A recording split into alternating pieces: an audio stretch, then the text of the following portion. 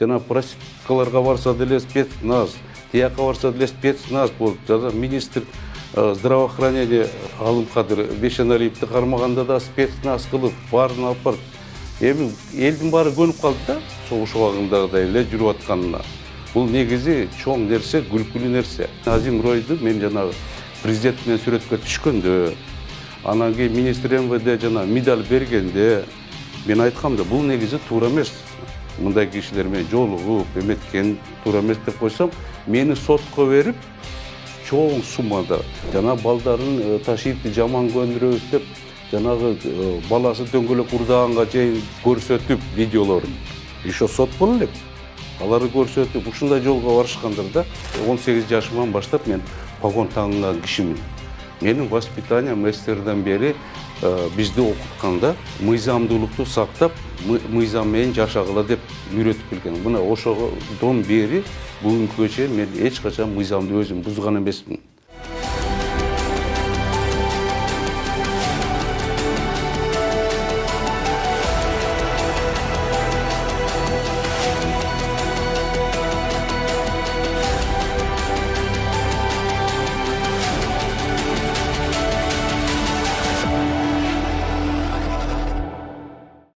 Кутмандуу күнүңүздөр менен урматтуу Политклиника медиасынын көрөрмандары, бүгүн биздин студиябызда конокто генерал Өмүрбек Собоналиев болмокчу.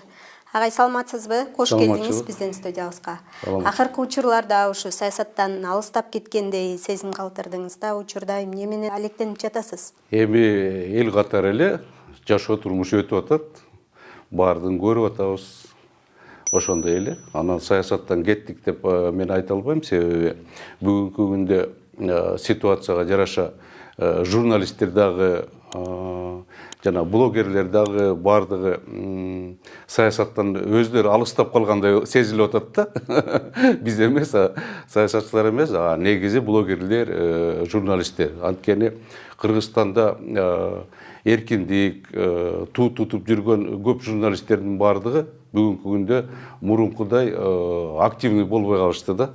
Анан ошо саясатчыларга дагы мындай биртке эметчет да, мындай тенденция даярданат да. Ошон үчүн бул Кыргызстанда бул көрүнүш баардыгына эле тиешелүү да. Мен ушу жогорку кеңештеги мыйзам долбоорлору боюнча сурагым келип атат да сизден. Жакында эле ушул мыйзам долбоору коомдук талкууга коюлду. Ушул укук коргоо органдарынын кызматкерлерин видеого, сүрөткө тартууга тыюу салуу боюнча.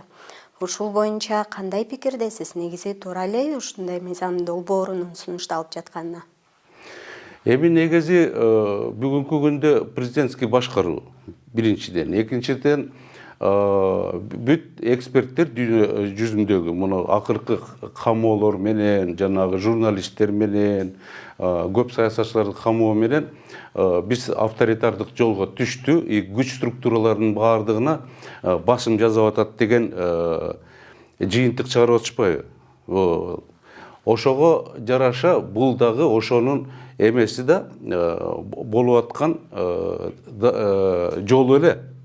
Жанагындай мыйзамдарды кабыл алып атканычы МВД боюнча аларды сүрөткө тартпаш керек, тиги бу деген. Бул дүйнө жүзүндө практикада спецоперациялар жүрүп атканда, алар маскачаан болуп жүрүшөт да. Согуш убагында, мына азыр Россия менен Украинанын ортосунда дагы согуш убагында маскачаан эмне себептен жүрүшөт? Анткени жашырат. Международный трибуналдан кийин соцсеттен көрүп алып туруп айтпасын деп булар жашырат. Мыйзам жолунда жүргөн, мыйзам менен аткарган күч органдары аларды баардыгы тартып, баардыгы эметет. Себеби анткени ошол эле муну биздин эменин убагында, кармоолордун убагында кандай эмелерди болуп атат? Превышение власти. Ошондо, конечно, маска кийип алып туруп, аябай күч колдонгондо ким экенин тааныбайт да. Ошон үчүн мен көп жыл күч структурада иштеген киши аркылуу бул мыйзамды колдобойм да. Себеби бул күч органдары негизи конституция боюнча элди коргош керек. Террористтер менен күрөшүш керек. Бул деген спецоперация болот. Көчөдөгү жанагы эмелерди кайтарып атканда бул наоборот элге жакшылык кылам деп элдин арасында жүрөт да күч органдары. Алар ачык болуш керек. Алар менен любой киши келип жанында туруп сүрөткө түшүш керек. Наоборот колдош керек. Вот жакында эле интервьюну берип атпайбы? Күч структураларынын майрамынын алдында бардыгы биз эл мененбиз. Мына көчөдө формачан келатканда бизди сыйлап, ой кандай сулуу экенсиңер, тиги бу деп сүрөткө түшүп атат деп кыздар интервью берип атат. Негизи вот ошондой маанайда күч структуралары майрамдын алдында эле эмес, постоянно иштеш керек да. Анан кийин жанагындай жолго барбаш керек. Бул деген просто эле күч структураларынын бардыгын эметип атат да, жабык органга алып келиш керек. Да, жабык орган спецслужбалар болот. Но милиция эмес. Милицияда ар кандай болот да. Спецназ деген бул башка нерсе. Анан бул мыйзам долбоору ушул бир тараптуу иштеп калбайбы? Анткени сиз айтып атпайсызбы ошо көчөлөрдө мисалы милиция кызматкери менен сүрөткө түшкөн учурлары же милиция кызматкерлери өздөрү мыйзам бузганда сүрөткө, видеого тартып калган учурлар көп эле болгон да. Негизи кимге керек? Мыйзам бузган сотрудниктерге керек да, жана маскачан эмелерге ошодон жоопкерчиликтен качып кеткенге. Бул биринчиден. Экинчиден эми 21-кылымда бүт мыйзамдар кыргызстандык деле мыйзам эмес. Дүйнө жүзүнгө стандарт болгон мыйзамдарды кабыл алыш керек. Ошондо анан биз 21-кылымда жашап атабыз деп. Болбосо биздин азыр көп мыйзамдар көп эмеге дал келбейт да. Анан биздин азыркы чоңдорубуз эме интервью берип атат. Жо, биз менталитетке жараша болуш керек деп. Анда пожалуйста бардыгын кетирип кой, бир эле президент калсын, анан курултайды ачып алгыла, болду. Хан мамлекетин объявить этип койгула, кереги эмне анда? Кеп ошодо болотпу? Сиз өзүңүз ошо көп жыл күч структурасында иштебедиңизби? Негизи учурда күч структурасынын ишине кандай баа бересиз? Мисалы, ошол эле учурда Улуттук коопсуздук мамлекеттик комитети коррупция менен күрөшүп атабыз деп атпайбы? Коррупция менен мыйзамдуу эле, мыйзам чегинде эле күрөшүп жатышабы? Ушулар боюнча кеңири токтолуп кетсеңиз. Мен СССР убагында 77-жылы 18 жашыман баштап мен погон тагынган кишимин. Менин воспитаниям СССРдан бери бизди окутканда мыйзамдуулукту сактап, мыйзам менен жашагыла деп үйрөтүп келген. Мына ошодон бери бүгүнкүгө чейин мен эч качан мыйзамды өзүм бузган эмесмин. Мен жетекчи органдарда кайсы гана жерде болбойн, мен эч качан эч кимге мыйзамды буздурчу эмесмин, өзүм да бузчу эмесмин. Мыйзам. Анткени бүгүнкү күндөгү жана коррупция менен күрөшкөн бүт эмелер мыйзам чегинде болуш керек. Биз мына кылмыштуулук менен күрөшүп жүргөндө дагы ошо кылмышкерлерге мыйзамды бузчу эмеспиз. Мыйзам үстүндө, анткени алар да биздин жарандар. Ошон үчүн биз аларга мыйзам үстүндө, мыйзам чегинде только иш кылчубуз.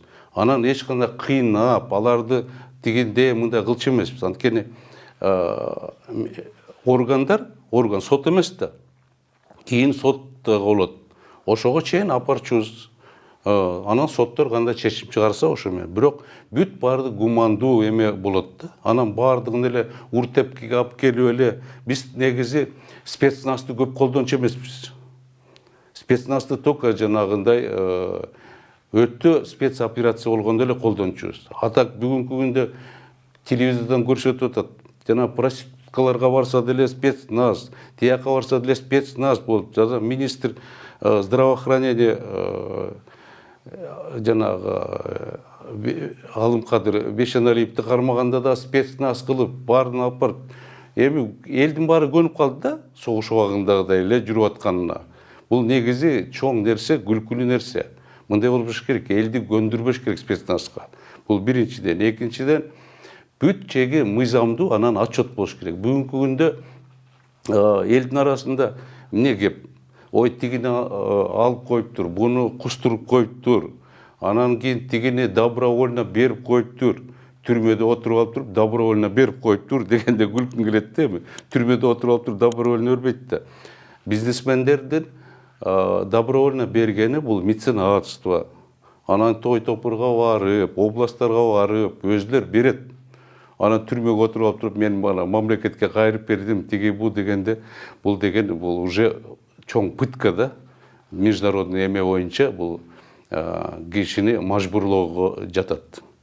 Анан кейін биздин Кыргызстан турмуштан көп эле нерсе өттү. Бийлик алмашкан сайын саясатчылар болобу, аттуу баштуу жана бизнесмендер болобу, бардыгы башка бийлик келгенде бүт бардыгы өзүнүн жеке менчиктерин кайта алып алышат. Оправдаться этип алат саясатчылар. Анткени бизде ошондой өзүңөр деле билесиңер. Жогорку сот аркылуу оправдация этип алат. Жогорку сот аркылуу кайрып алат мүлкүн. Ошон үчүн бүгүнкү күндө ким анан кийин ушунун баардыгын кайтарганда бюджеттен төлөйт да, мамлекеттик бюджеттен. Жана миллиардтарды айтып атат бюджеттен. Бул экинчи маселе. Үчүнчү маселе эми жанагындай ГКМБ, МВД, прокуратура көрсөтүп атпайбы? Тигини кармадык, бул кармадык деп. Ал жакшы нерсе элге ошон көрсөт. А бирок аягым неме бүткөнүн да көрсөт да, бир көрсөткөндөн кийин. Анан биз угуп калып атабыз, тетигине кой берип коюптур, буну кой берип коюптур. Ал киши кайта өз ордуна бараптыр сот аркылуу. Тигинде мындай деп, же ушундай катуу көпүлдеп, ушундай выступать эткен кишилер бар да жанагы, ой, бул преступник дегендей, мындай деп. Анан эле адвокаттар айтат, жок, ал никакой преступник эмес, розыска токтотулган, эч кандай кызмат эмеси жок азыр бүгүн деп. Мына мисал катары эле Азимройду айталы. Жанагы эменин Камчы Көлбаевдин насаатчысы, өкүл атасы эмес, насаатчысы. Ошону Камчыбек Ташиев кандай айтты эле? Бул деген криминал, түйүнө жетебиз, дегенде мындай деп. Анан кийин адвокат айтат, жок, анын эч кандай состав преступлениясы жок, мындай кетип калды деп. Ошону айткандан кийин мындай кыргыздын жарандарын айтып коюш керек да, эмне болду деп. Эмне себептен мен ошо Азимройго токтолуп атам. Анткени Азимройду мен жанагы президент менен сүрөткө түшкөндө, анан кийин министр МВД жана медаль бергенде мен айткам да, бул негизи туура эмес.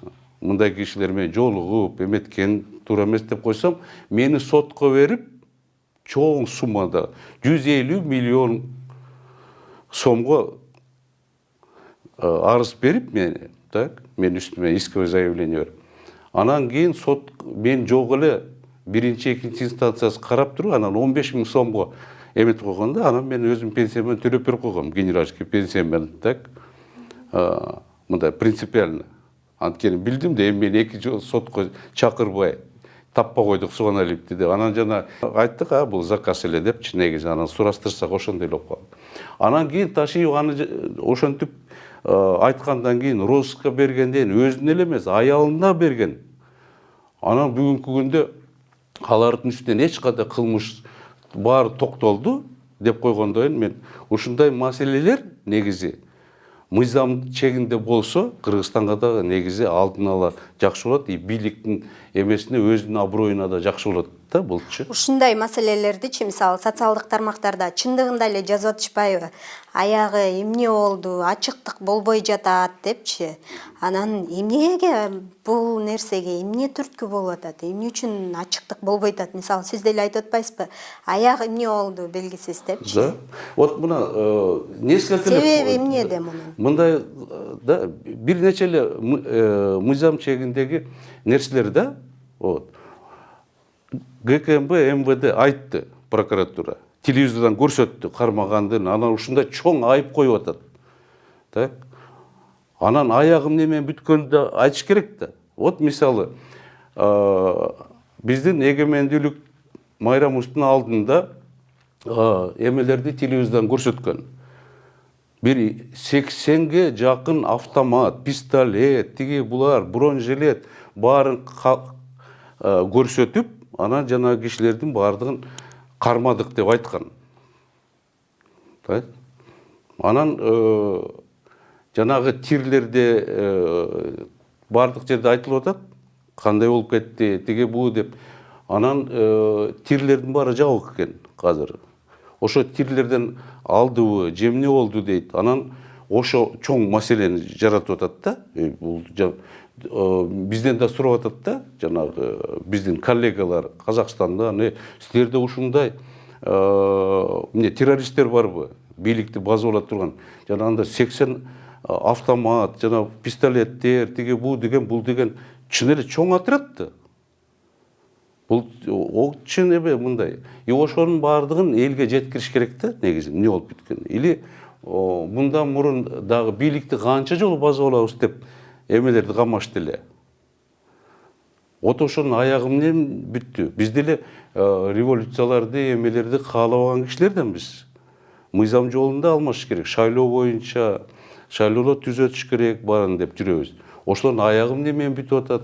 Ошонун баардыгын эметиш керек, аягына чыгыш керек. Анан мыйзамдуулук менен чыгыш керек. Анан жанагы эмени негизинен сот аркылуу ушунун эме отчет ошолордун баардыгын сот аркылуу бүтүрүш керек да. Анан отчет берип туруш керек. Кергесте айтып атпайбы?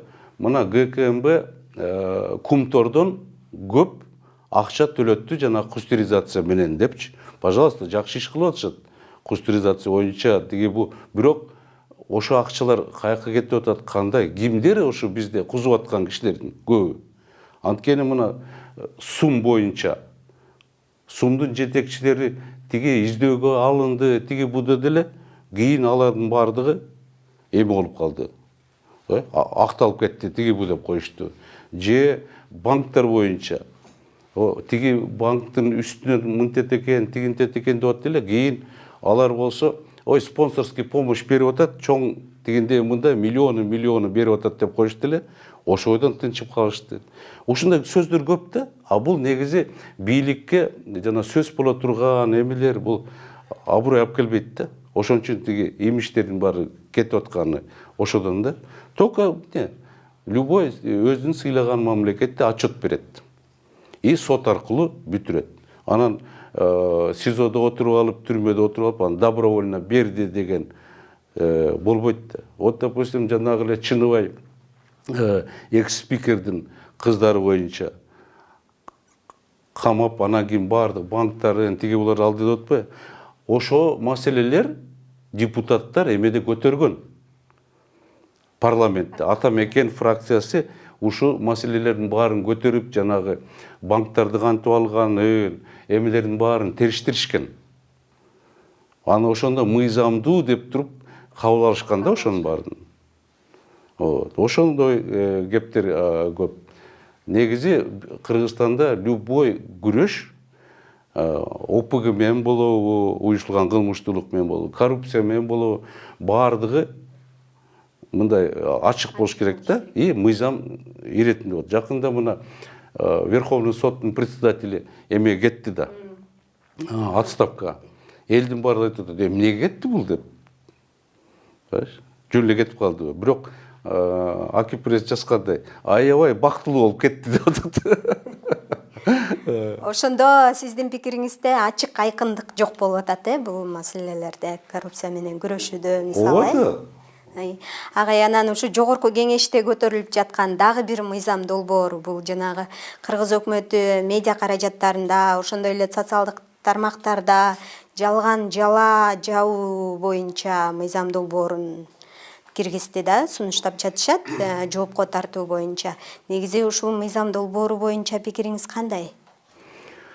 Эми биз Кыргызстанда эгемендикти алгандан бери мактанчубуз да, чет мамлекетке чыкканда, бардык жакка чыкканда, биз кыргыздар эң мону башка мамлекеттерге караганда биз ачык, демократиялык нукта кетип аткан, жарандык коомубуз күчтүү, журналисттерибиз бардыгы объективный жазышат, бизди да тепкилейт, бирок объективный бардыгы жакшы деп ушундай нукмеге келгенбиз да мактан.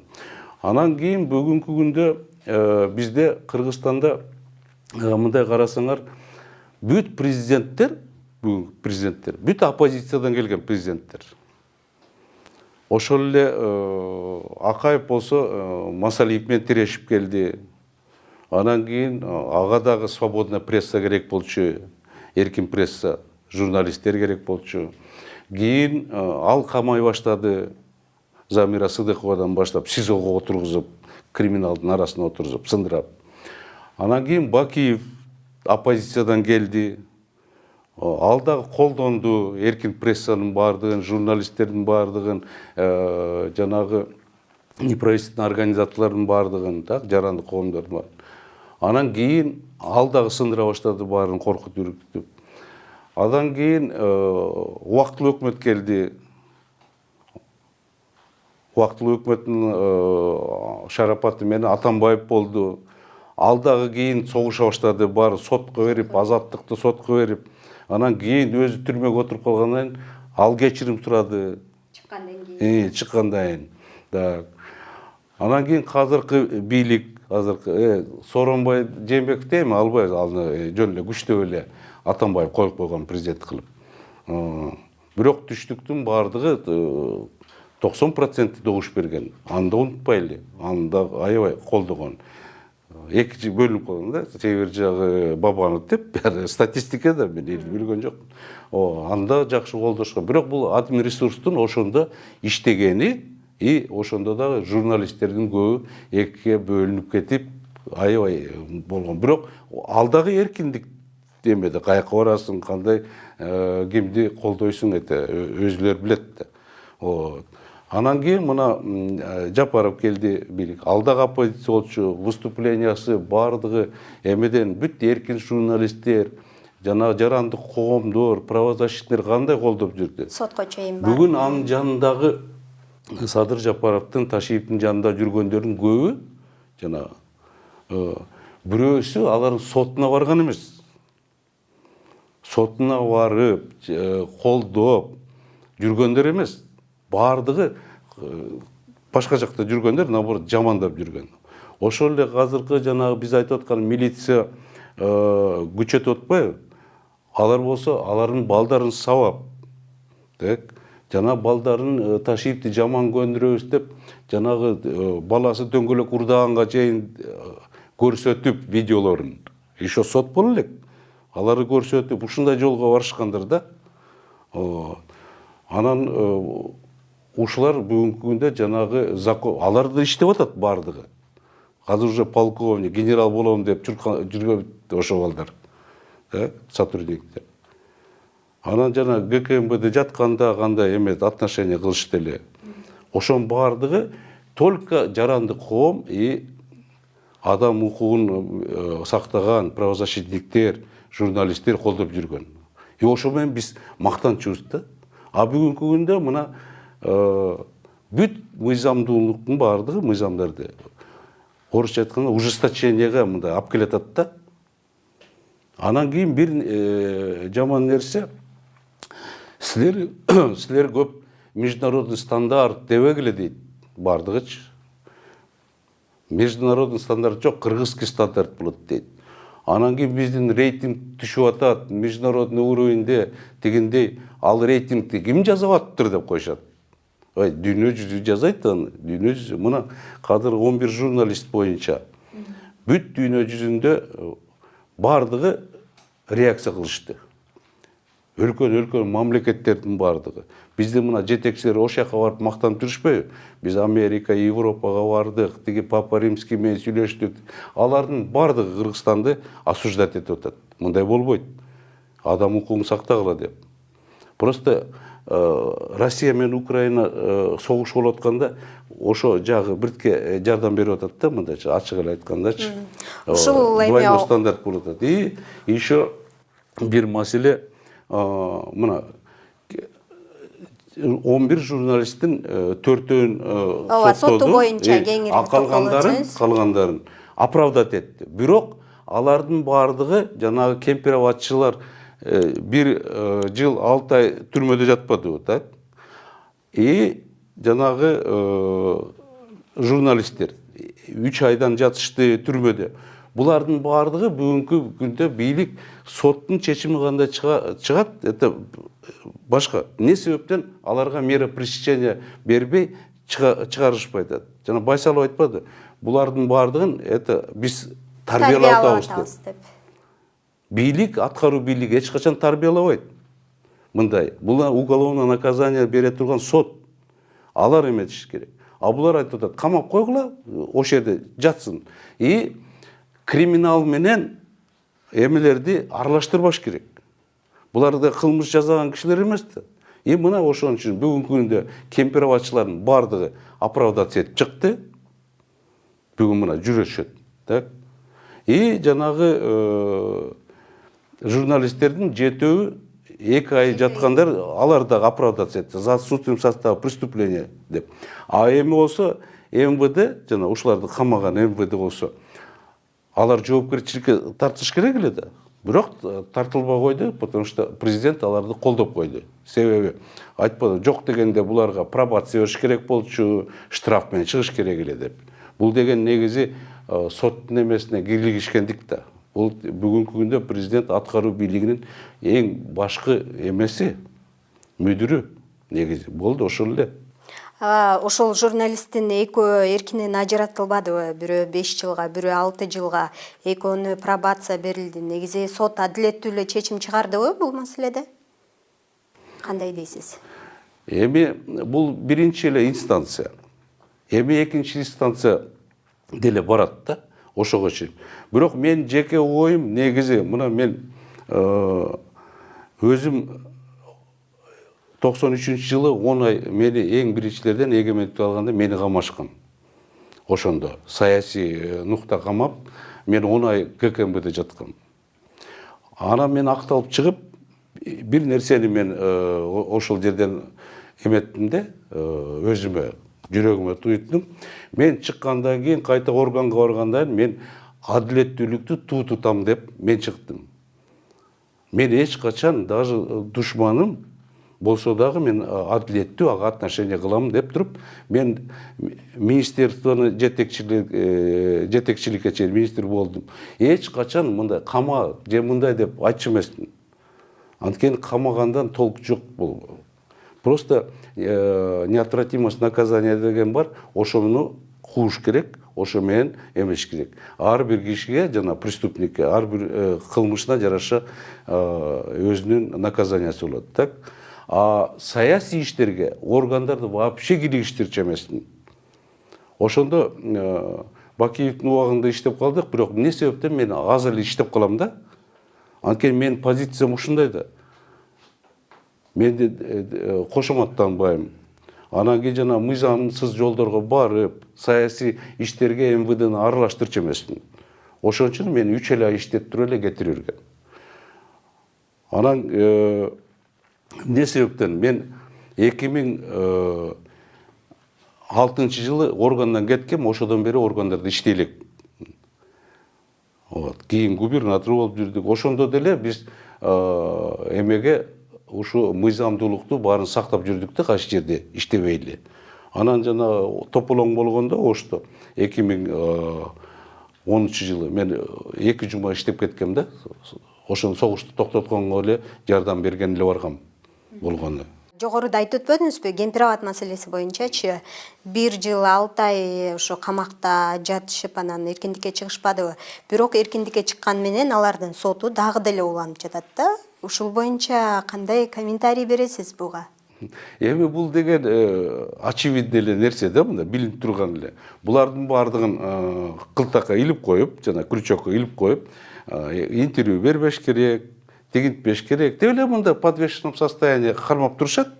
Бирок бир нерсени бул деген бүтөт да. Бүгүн эмес, эртең все равно бүтөт. Кемпир-абадчылардын бардыгы саясатчы.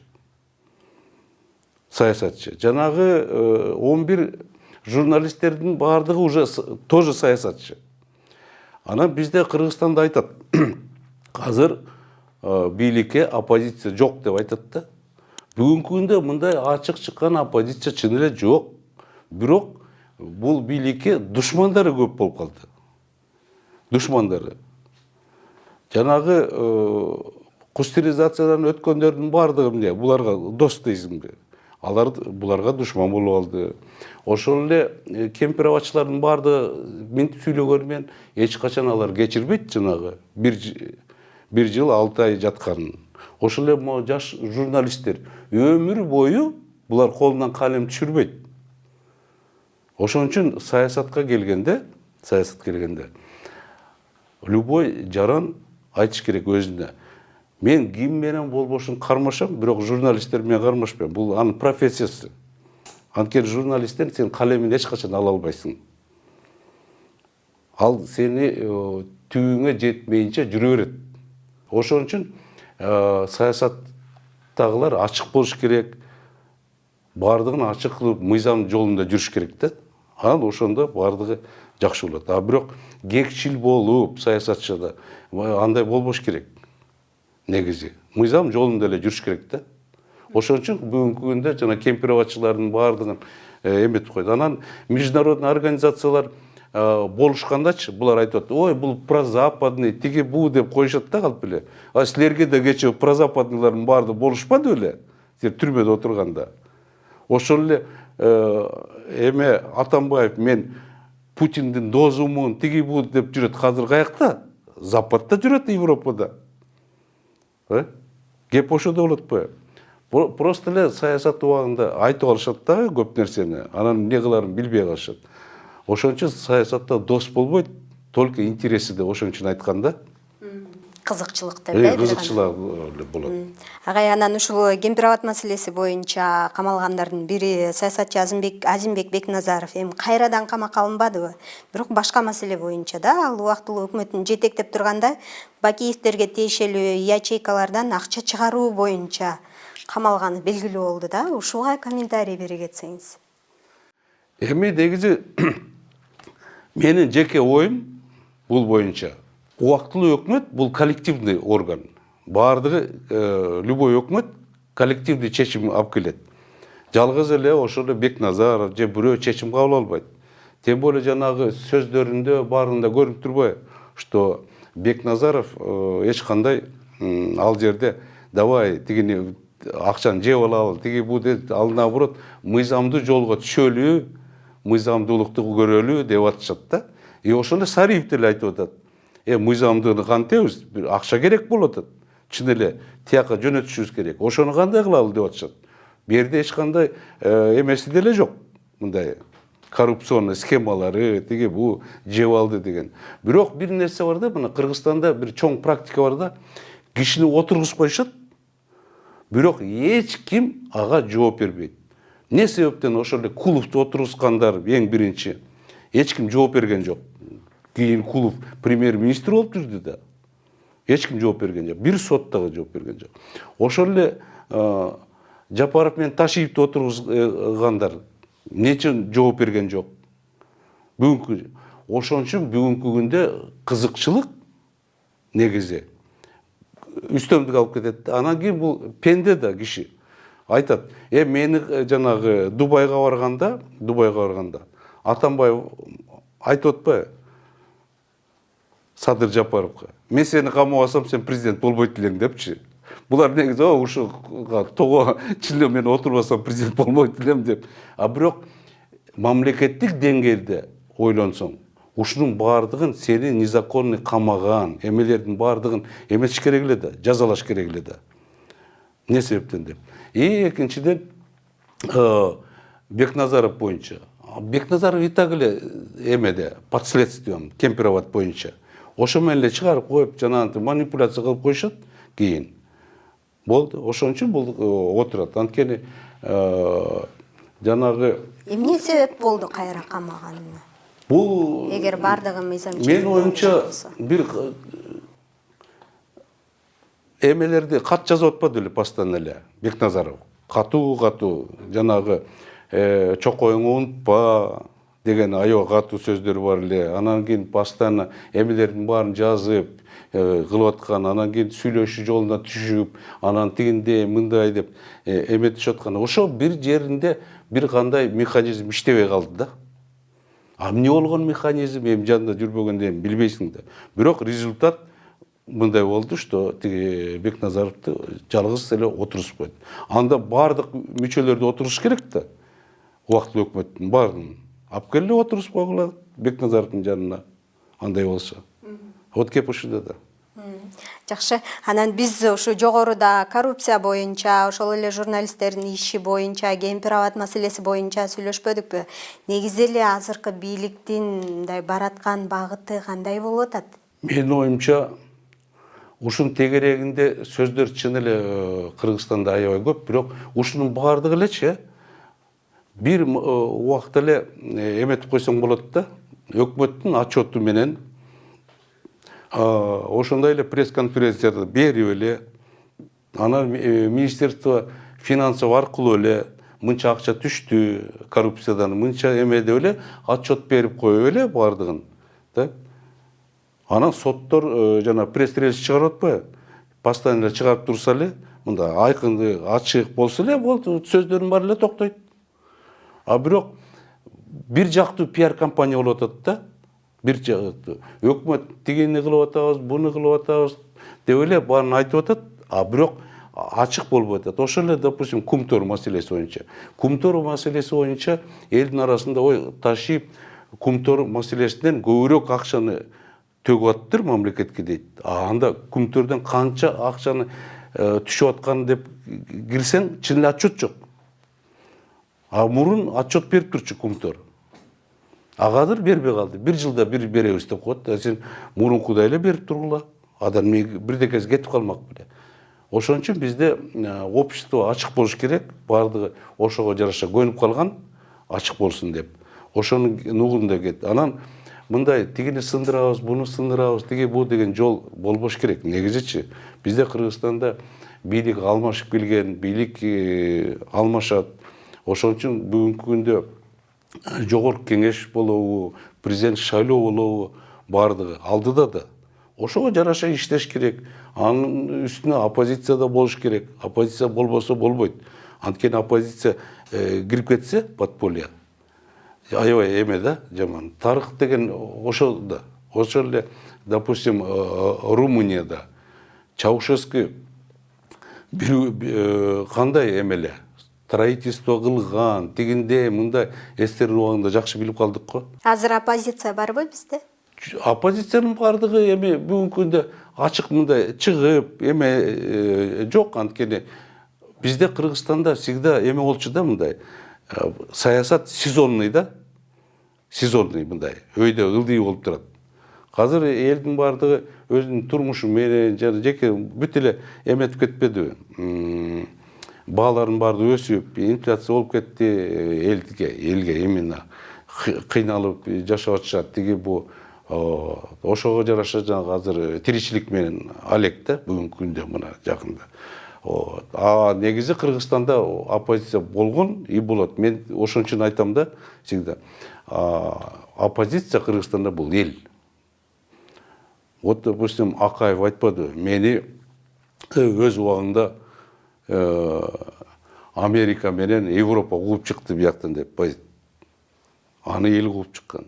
Ошол эле Бакиев айтып атат, мени орустар кууп чыккан, тиги бу деп, эл кууп чыкты да. Садыр Жапаровду эл алып келди бийликке. Ошондой эле кеп.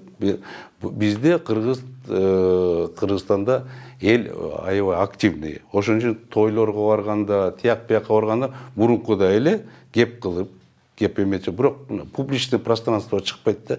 А бирок негизи эмне себептен парламент, эме оппозиция болуш керек дейт да. Ушунун баардыгы ошол жерде эметиш керек, сөз болуш керек. Парламентте сөз болуш керек. Анан оппозициялар өзүнүн эмелерин өткөрүп туруш керек. Жана мероприятияларын. Ошондо. А если элге эле салып койсоң, эл бир күнү эмете берет да. Элдин арасында боло берет да. Анан кийин бийликке келгенде эле жана Атамбаев айтпады эле. Бийликке келгенде эле баары дракон болуп калат дегендей эмеге алып келбеш керек да. эл тарапта болуш керек, элди бөлбөш керек. Мына азыр ынтымак ордону ачып, мына ынтымак болот, тиге буу деп атпайбы. Ошо ынтымак болуш үчүн калыс болуш керек. Калыс болуш үчүн бүт ачык болуш керек. Президент өзү кандай иштеп атат? Калыстык болуп атабы? Президент эми бүгүнкү күндө баары жака киришпеш керек. Негизи аткаруу бийлигинин башында тургандан бул жана сааттай болуп иштеш керек да. Ар бир эмеге нукта иштеш керек. Эмне себептен бүгүнкү көп кыйналган кишилер, адилеттүүлүктү, калыстыкты иштеген кишилер эки доска кайрылат да. Президентке кайрылат и обязательно Ташиевке кайрылат. А эмне себептен Акылбек Жапаровго кайрылбайт, ошол эле министр МВДге, прокурорго кайрылбайт. Анткени бийликтин баардыгы бир киши колуна, эки кишинин колуна топтоп келгенде бул мамлекетти жана аткаруу бийлигинин баардыгы эме болуп калды да. Жана жогорку кеңешти деле жамандап атышпайбы элдин баары? Ким гана жамандабайт жогорку кеңешти? Ошондой эле болуп калды да бар аткаруу бийлигин. Ошондо бүгүнкү күндө эки киши эле иштеп, бирок эки киши кандай жакшы иштебесин убактысы жетпейт да. Информация дагы бир тараптан эле келет да. Вот, допустим, Россияда, биз билебиз, мен Америкада билбегенден Россияны билебиз да. Россияда Путинге айтат, у Кремльде 3 башня бар деп коет. 3 башня. Это не от того, что жанагы Кремльде 3 башня, а чоң группировка бар, чоң эме саясий влиятельный группалар. Ошолор ар бирөө өзүнүн информациясын берет президентке. И президент ошонун баарын Путин карайт и бир жыйынтыкка келет. Анткени ал президентте. А бир эле жактан келе берсе информация, анан кийин бийликтен кеткенден кийин ошол эле Бакиев, ошол эле Акаев, ошол эле Атамбаев не себептен айтат? Ой, мен ушу спецслужбаларга ишенип алып туруп талаада калдым дейт да. Болбойт анда, мировая практикада, дүйнө жүзүндөгү практика бар. Анан ошон үчүн Атамбаев түрбөдөн чыгып ыйлаптап кечирим сураган ошо да. Ой, жарандык коом, журналисттер, айланайындар кечирип койчу деген ошо да. Мен силерди эле уксам булмок эле, генералдарды укпай депчи. Алардын жумушу да, генералдар аны жаза берет да. Мен акыркы суроомду узатайын, агай. Негизи парламенттин ишине кандай баа бересиз? Парламент өзүнүн миссиясын так аткарып жатабы? Анткени социалдык тармактарда сиз жогоруда айткандай чындыгында эле күн карама парламент болуп калды, мындай парламенттин кереги жок, анан мыйзам чыгаруучу орган болуп калды деген пикирлер көп жазылып атат да. Эми мисал катары эле айтып коеюн. Эми туура баам берди да, эми Адахан Мадумаров. Биздин депутаттар дейт, бир эшикке кирип, экинчи эшиктен чыгып мандатын тапшырып койгон депутаттар дейт да.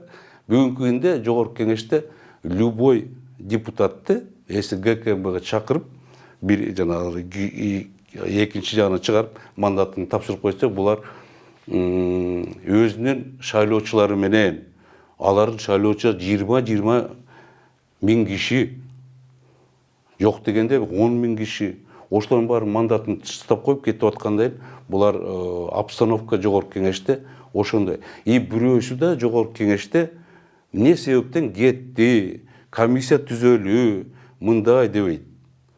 Или жана управ делами президента Түменбаев жана депутаттын кабинетине киргизбей койгондочу.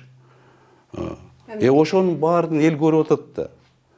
А негизи күчтүү парламент болуш керек, күчтүү аткаруу бийлиги болуш керек, күчтүү сот болуш керек. Ошондо анан мамлекет жакшы өнүгөт да, мындай эме болуш керек да.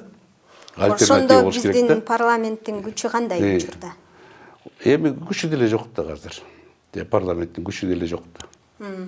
Жакшы агай, ушуну менен маегибизди жыйынтыктайлы. Убактыңызды бөлүп келип бергениңизге ыраазычылык билдиребиз. Эфирде Политклиника медиасынын тет-а-тет программасы болду. Аны мен Кымбат Турдубекова алып бардым. Сак саламатта туруңуздар.